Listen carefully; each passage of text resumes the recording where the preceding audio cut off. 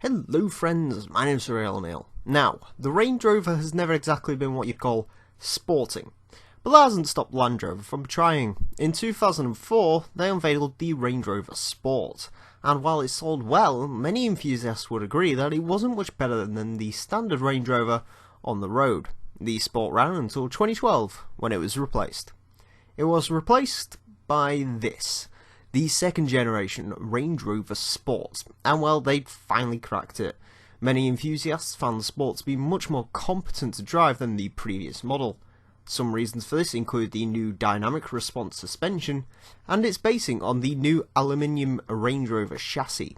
The top spec Sport is the SVR. The SVR sports many aesthetic differences from the standard vehicle. However, it's not just aesthetic differences. It comes equipped with a supercharged 5-litre V8 from a Jaguar F-Type R that produces 550 horsepower, along with some chassis revisions and improvements. So a Range Rover and a racetrack were probably never meant to meet, but still, how does it perform on one? Well, let's start with the speed. It's very quick. 0 to 60 miles per hour is done with in 4.3 seconds, and it maintains pace up to 172 miles per hour. When driving the SVR, it certainly feels like those figures are accurate. Launch and acceleration are both great, and considering this is a C-Class car, it's fantastic. However, most tracks have turns, and it's inevitable that you'll eventually reach one. So how does it perform in the corners? Well, you'll find it's better than you'd think, but it's far from perfect. On turning, you'll find understeer, and this is amplified when you put some power on. I'd recommend staying off the power till you're round a corner. However, on the bright side, it doesn't roll too much through the bends, and the brakes are surprisingly effective. Overall, the SVR is decent, but compared to say a Subaru WRX, it isn't a great choice when it comes to track racing. Still, the SVR has rivals. Let's go ahead and take a look at one of them. This is the Porsche Cayenne. More specifically, this is the 500 horsepower turbo model. The Cayenne was the SUV which Porsche had wanted to produce for years, with them even pulling out of Le Mans in 1999 in order to pursue Porsche's SUV dream. The Cayenne was unveiled in 2003 to a mixed response. Praise was given to its handling and engines, while criticism was levelled at the styling and the cynicism of a Porsche SUV. Still, it sold well enough to warrant a second generation, which launched in 2010. So, while the Cayenne may be more at home in the Hollywood Hills, how well does the Cayenne work on a racetrack? Well, starting off with speed once again, and well, once again, the Cayenne has great launch and acceleration. Statistically, the Cayenne is quicker to 0 to 60 than the SVR, as it's over in 4 seconds, and at top whack, the Cayenne will get to 172 miles per hour, just like the SVR. However, the Cayenne to me felt slower than the SVR, although this may be due to the Cayenne's longer geared transmission. Into some turns, and the Cayenne has slightly less understeer than the SVR on turning. However, when some power is added on, it is worse than the SVR. Again, caution through the turns is advised. One notable difference between the SVR and the Cayenne is that while the Porsche is statistically speaking lighter, it feels much heavier when you're actually driving it.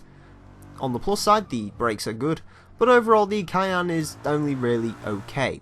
It's tougher to drive than the SVR. However, which one will come out on top when we put them both around the Top Gear track? Okay, we are on track and we have our first vehicle, which is the Range Rover SVR. So this vehicle has 50 more horsepower than the Cayenne, however it weighs roughly 400 pounds more, so it's going to be very interesting to see how these two vehicles match up. Also, the SVR has 14 less torques than the Cayenne, which could be a bit of an advantage towards the Cayenne. Anyways, through the first corner, looks relatively clean through there, a little bit of smoke, however you will expect that from such a heavy four-wheel drive vehicle. Coming around the second corner, looks relatively clean. Once again, a little bit of smoke you can just about make out. Now coming onto this first straight, and honestly this is where the SVR will have to make up some time it's going to lose through these corners. It is very quick in a straight line, probably one of the quickest C-Class cars in its class. Anyways, coming around the hammerhead, a lot of smoke gushing from the SVR there. I did have to ease off a little bit, otherwise I would have just understeered clean onto the grass and probably rolled it, because this vehicle has a very, very high centre of gravity. As much as it may be the Range Rover Sport, it's still very much a Range Rover. Coming through the tyres, that is very, very quick through there. It very much looks like a fast barn going around here. Anyway, breaking into the second corner, looks relatively tidy through there. Coming around the last corner now, we could see some huge amounts of understeer here, but no, the SVR is relatively well behaved and across the line. Next up, we've got the Porsche Cayenne Turbo. Now, of course, this vehicle doesn't have as much power as the Range Rover, however, it is a little bit lighter. So let's see how well the Cayenne copes around here. Coming up to the first corner, looking relatively clean. Little bit of smoke there from the Cayenne. I do have to say the Cayenne is a harder to drive vehicle than the SVR is for certain. Coming around the second corner, you can see some body lean coming from the Cayenne. Certainly a lot more than you'd expect from the SVR. There you go, the rear end just snapped out a little bit on the Cayenne. Very, very surprising through there. Coming up to the tyres now, can't brake quite as early as you can in the SVR, but still this thing does have pretty decent brakes. Coming around hammerhead now, a little bit more understeer there, not as much smoke coming out there. Once again, I did have to ease off in order to avoid rolling the vehicle.